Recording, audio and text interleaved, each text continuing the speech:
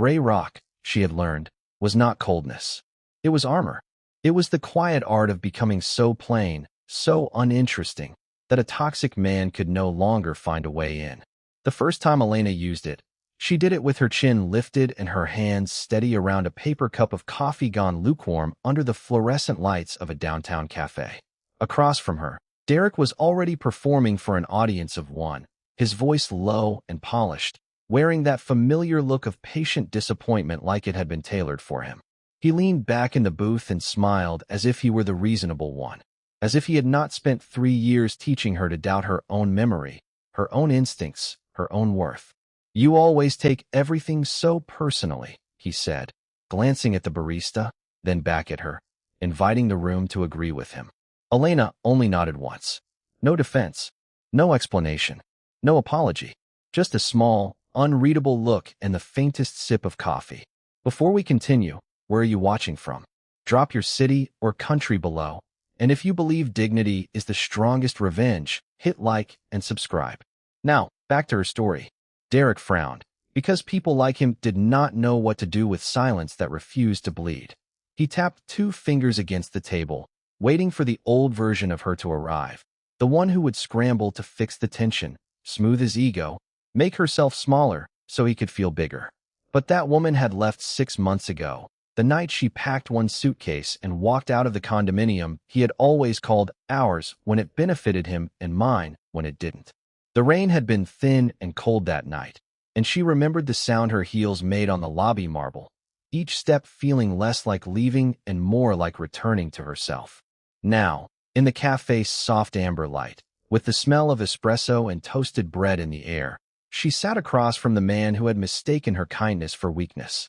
He tried another angle, tilting his head with a half-smirk. "You're really going to sit there and pretend everything is fine?" Elena set the cup down carefully. The ceramic touched the saucer with a soft click. "I'm fine," she said, and because she gave him nothing else, the sentence landed like a closed door. He blinked just once. Around them, the cafe kept moving, a spoon against glass, quiet laughter near the window, the hiss of the milk steamer behind the counter. But at their table, the air had changed. Derek's expression tightened, not with anger, but with confusion, because she was no longer reaching for his approval like it was oxygen. That was the thing he never understood. Gray rocking was not about winning the argument. It was about removing the stage. It was about standing there, calm and unremarkable, while a manipulator slowly realized he had lost access to the version of you he used to control. Elena reached for her phone, unlocked the screen, and checked the time. 6:14 p.m. In 10 minutes, she would leave. In 20, she would be across town, meeting a lawyer who spoke in careful sentences and never once made her feel foolish for needing clarity. Derek said her name again, sharper this time, but she only looked at him with the kind of stillness that does not beg, does not flinch, does not explain. And for the first time in years, the man who had always needed a reaction from her found himself staring into a silence he could not break. By the time Elena left the cafe, the sky over downtown had turned the color of old steel, and the windows along the street were catching the last thin light of day. She walked with the same measured calm she had worn at the table, her coat closed neatly at the throat, her steps steady on the wet sidewalk. Nothing about her looked dramatic. That was the point. Derek had always expected her to arrive as an apology, a plea, or a wound he could press with one careful sentence. Instead, she moved like someone who had already made her decision and no longer needed his permission to live inside it. Her phone was still warm in her hand when she reached the corner, and for a moment she looked at the screen, not because she was waiting for him to call, but because she was no longer afraid if he did not. That small difference felt enormous. Across the street, a bus sighed to a stop, doors folding open with a mechanical exhale, and Elena watched people step on and off as if they were all simply passing through their own separate storms. She thought of the lawyer she was about to meet, a woman with silver-rimmed glasses and a voice as even as still water. Their conversation would not be glamorous. There would be no grand speech, no cinematic confession. Just facts. Just papers. Just a clean line being drawn where chaos had lived for too long. Elena had spent years translating Derek's moods, his silences, his compliments that came wrapped in correction. She had learned how to shrink herself to fit the shape of his comfort. Tonight, she was learning the opposite. At the office building on Mercer Street, the lobby lights glowed softly above polished stone floors and a row of quiet elevators. The security guard nodded as she came in, and the ordinary courtesy of it almost undid her. No suspicion, no smirk, no one trying to guess what kind of woman she was supposed to be. Just a door opening when she approached it. She crossed the lobby to the elevator and watched her reflection in the mirrored doors as they slid shut. For a brief second, she saw the version of herself Derek had preferred. Careful, uncertain, always waiting to be corrected. Then the doors sealed, and that woman was gone. Upstairs, the law office felt warm and hushed, all soft lamps and framed degrees, and the faint scent of paper and coffee. The lawyer stood when Elena entered, offered a firm handshake, and gestured toward a chair across from her desk. "I read your messages," she said gently. "We can take this one step at a time." Elena nodded once and sat down, setting her phone beside her in a deliberate little motion that said more than any speech could have. Outside the window, the city kept moving, indifferent and bright. Inside, for the first time in years, she could hear her own thoughts without Derek speaking over them. She was not here to argue. She was not here to prove anything. She was here to build a door he could no longer walk through. And somewhere back at the cafe, he was probably still waiting for the old version of her to answer. He did not know yet that she had already left him standing in his own silence. For the first time in a long time, Elena did not hurry home from the law office as if she were escaping something. She took her time on the ride back, watching the city slide past the glass in muted bands of light and rain, each block blurring into the next like a life she no longer had to explain. The cab smelled faintly of old leather and clean heat. Her phone stayed dark in her lap. No messages, no calls, no Derek pressing at the edges of her evening, demanding a response, demanding attention, demanding the emotional labor she had once given so freely that it had become the shape of her days. When she stepped into her apartment, the silence felt almost ceremonial. She set her keys in the bowl by the door, took off her coat, and stood for a moment in the dim entryway, as if listening for an old version of herself to speak. Nothing came, only the soft hum of the refrigerator, the distant murmur of traffic, and the steady beat of her own breathing. In the kitchen, she filled a kettle and placed it on the stove, then moved with quiet purpose through the small, orderly space. There was no dramatic music to her evening, no sudden revelation, only the fragile dignity of ordinary acts done without fear. She opened the cabinet above the sink and stared at the clean white mugs, the one with the tiny chip on the rim, the one she had kept because it was always the one Derek reached for. She took that mug out, held it for a second, then set it back down and chose another. It was such a small decision, almost invisible to anyone else, but to Elena it felt like a door closing softly, firmly, behind her. On the counter, her phone lit once with a name she had not seen in nearly 2 years. Derek. She did not move at once. The screen glowed against the marble beside the kettle, patient and insistent. One vibration, then another. She looked at it the way one might look at bad weather through a window, aware of its presence, but no longer willing to step outside into it. The kettle began to whistle. Elena turned off the stove, poured the water into her mug, and watched the steam rise in a thin, silver ribbon. Only then did she pick up the phone. Derek had sent a single message. "We need to talk." No greeting, no apology, no acknowledgement of the months, the damage, the quiet she had built around herself like a fence. Her thumb rested above the screen, motionless. She could almost hear his voice behind the words, careful and controlled, as if he were still entitled to direct the temperature of her life. Once, that message would have tightened her chest. Once, it would have sent her to the mirror, checking her face, rehearsing the right answer, the softer answer, the answer that would keep the peace. Now, she felt only a calm, level stillness. She set the phone face down on the counter and wrapped both hands around the warm mug. The city glowed beyond her windows. Somewhere out there, Derek was probably waiting for the familiar version of Elena to appear, to soften, to explain, to make herself smaller so he could feel larger. But that woman had already stepped out of the room, leaving him with the silence he had never learned to respect. By the fourth morning, Elena no longer woke with the reflexive dread that had once lived in her chest like a second heartbeat. She woke to a pale stripe of winter light across her kitchen wall, to the soft hiss of the kettle, to the quiet shape of her own life arranged around her in a way that finally felt earned. The apartment was small, but it was hers. The table by the window held a stack of legal pads, a bowl of green apples, and a single vase with one white lily opening slowly toward the sun. Nothing in the room asked permission. Nothing in the room apologized for taking up space. When her phone lit up, she did not reach for it at once. She let it glow on the counter while she poured coffee into a ceramic mug and stood there in her robe, watching steam curl upward in the morning air. The screen showed one new message from Derek, then another. "We need to talk.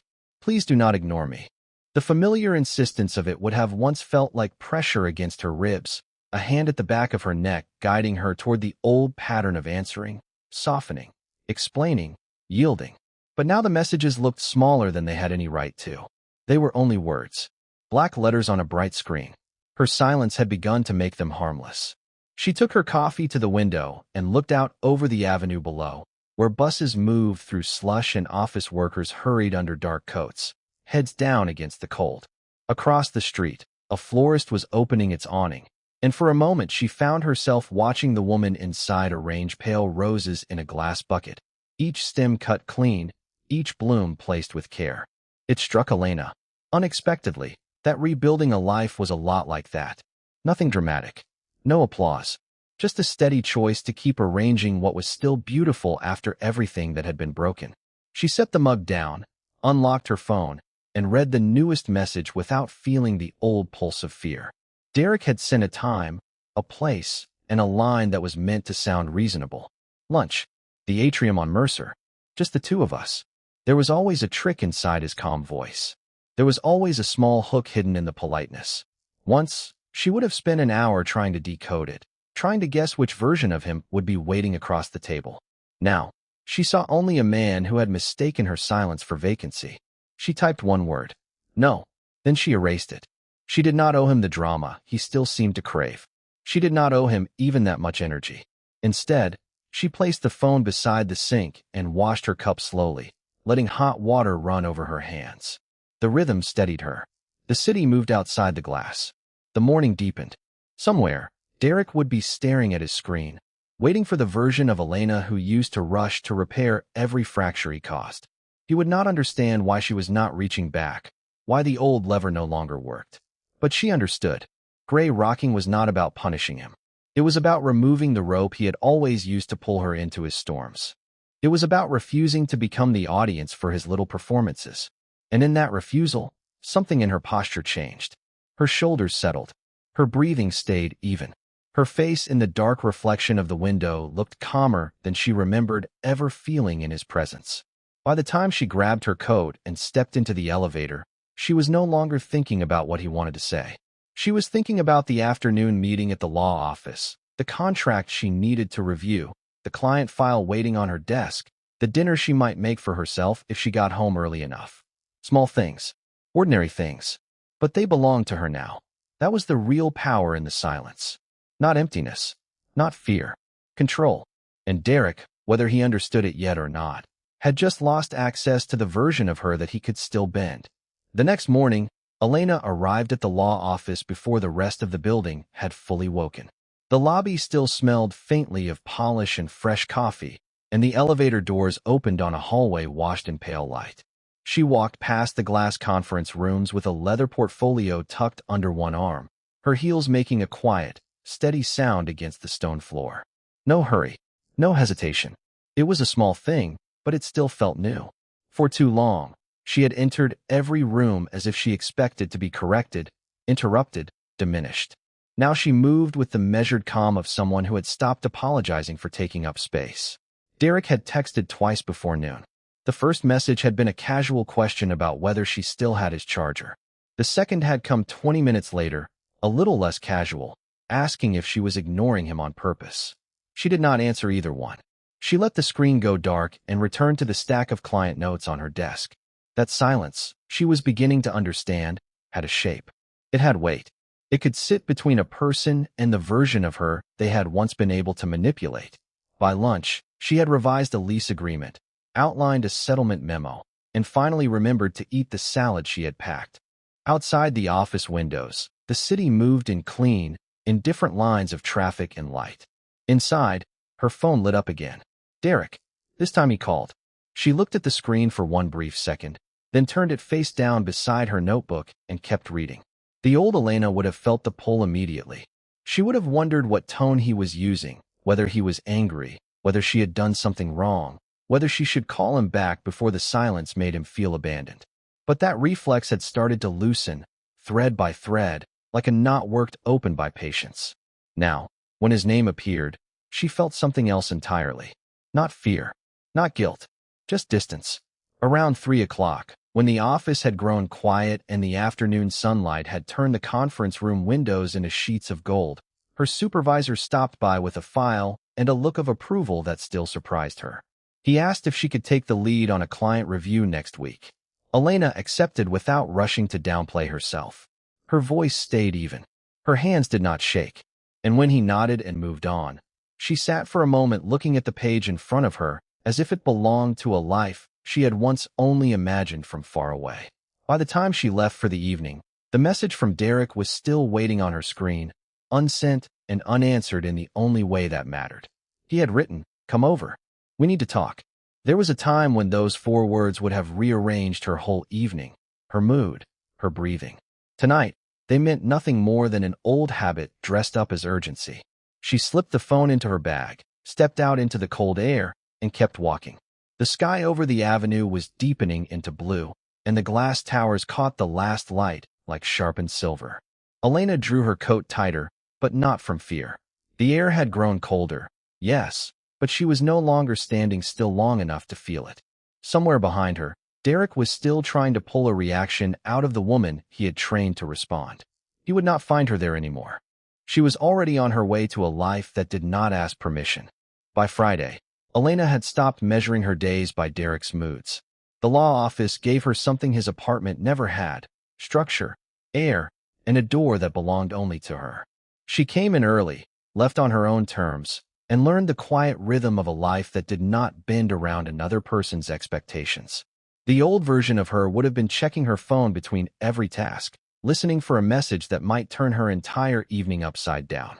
This week, the phone stayed dark in her bag while she reviewed contracts, marked corrections, and poured herself a second cup of coffee without asking permission from anyone. Even that small motion felt like a private declaration. At the copier, she watched the pages slide through with a soft mechanical hum, the smell of warm paper and toner filling the narrow room. It was ordinary. It was almost boring. And it was exactly what peace looked like when it finally arrived without making a scene. Across town, Derek was already becoming a familiar ache she no longer fed. His messages had shifted from sharp to careful, then to vague. First came the demand, then the apology, then the silence dressed up as patience. Elena recognized the pattern now. He wanted to feel her pulling away, because even negative attention was still a kind of control. But she had learned the difference between a door left open and a door finally locked. So when his name appeared again on her screen that afternoon, she did not flinch. She read it once. Then she set the phone face down beside her legal pad and kept working. Marisol noticed the change before Elena said a word. She noticed the steadier shoulders, the way Elena no longer looked over her shoulder when someone passed behind her desk, the way she smiled without apologizing for taking up space. "You seem lighter," Marisol said, sliding a folder across the table. Elena glanced up, thinking of all the years she had mistaken exhaustion for loyalty. "I think I am," she answered, and the words surprised her with their simplicity. The truth was, she had not become colder. She had become harder to move.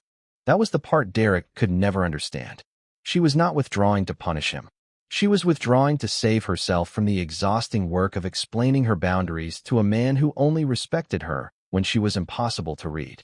By the time evening settled over the city, the windows in the office had gone dark one by one, reflecting Elena back at herself in fractured pieces. She looked tired, yes, but not broken, not waiting, not reachable in the old way.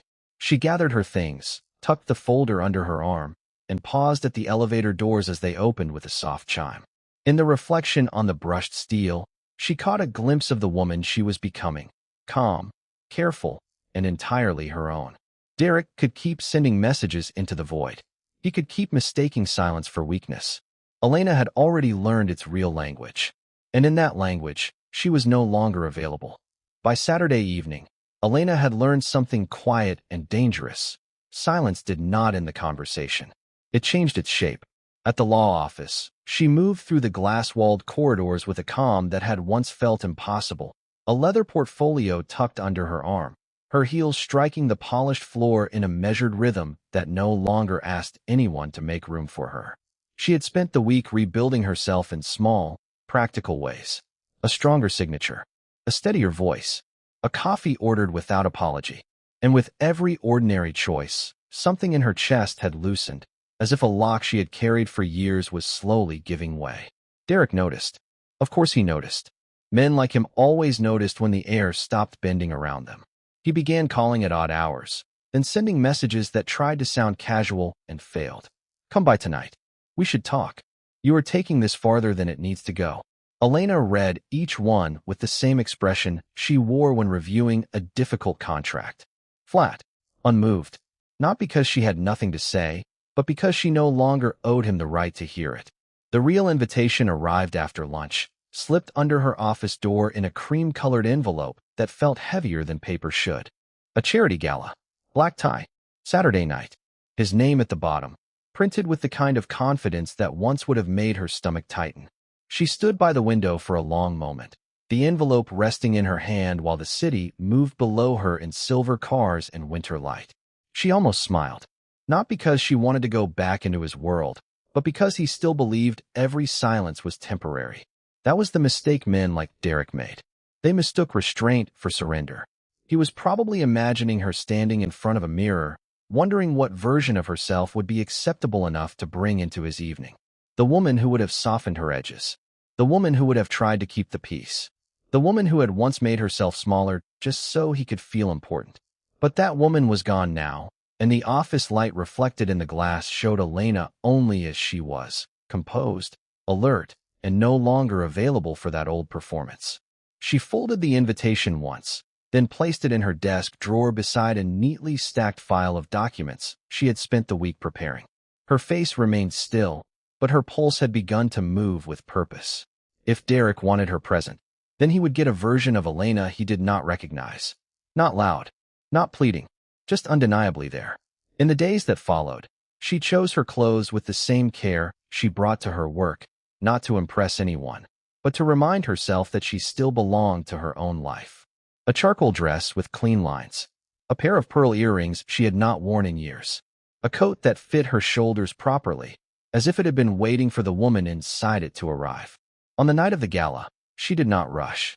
She stood near the mirror by the apartment door, one hand resting briefly at her waist as she studied the stranger and the familiar woman layered together in the reflection. Her breathing was even. Her gaze was steady. Somewhere deep in the city, Derek was likely already practicing a smile for the crowd, ready to perform control in a room full of witnesses. He still believed he was inviting a quiet woman into a loud room. He had no idea he was inviting in the beginning of his own undoing. By the time the gala doors opened fully, Elena had already learned the room's first rule. People noticed what sparkled, then decided what it meant.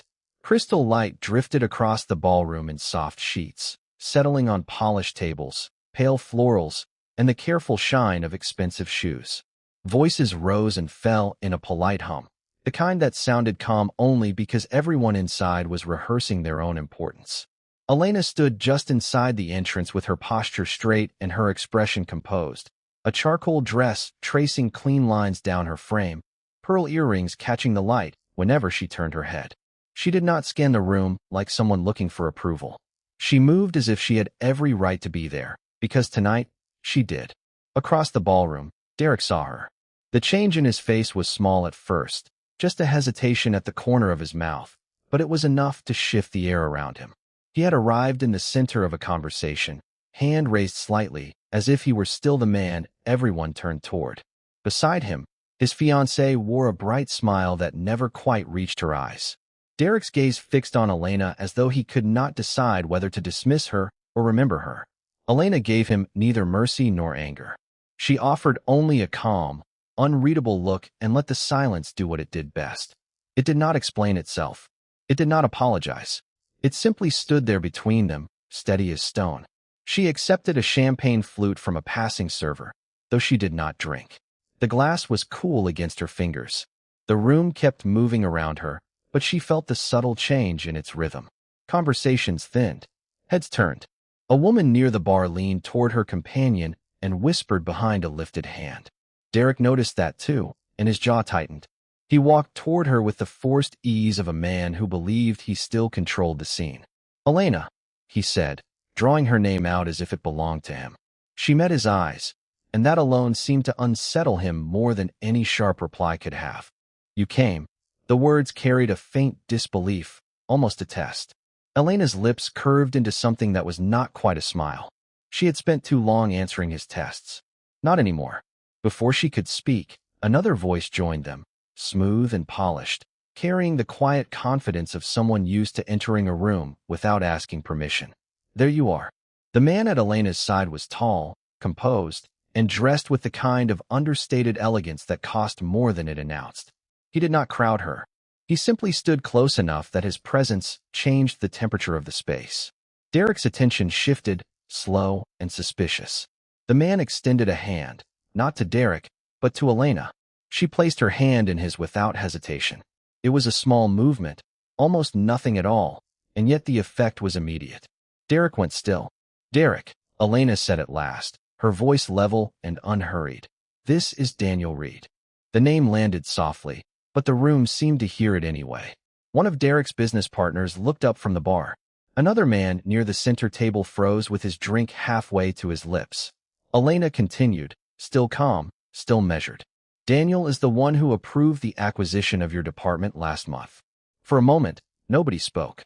Even the music seemed to fall back, leaving only the low shimmer of stunned silence. Derek's face lost color in slow stages, as if each word had taken something from him.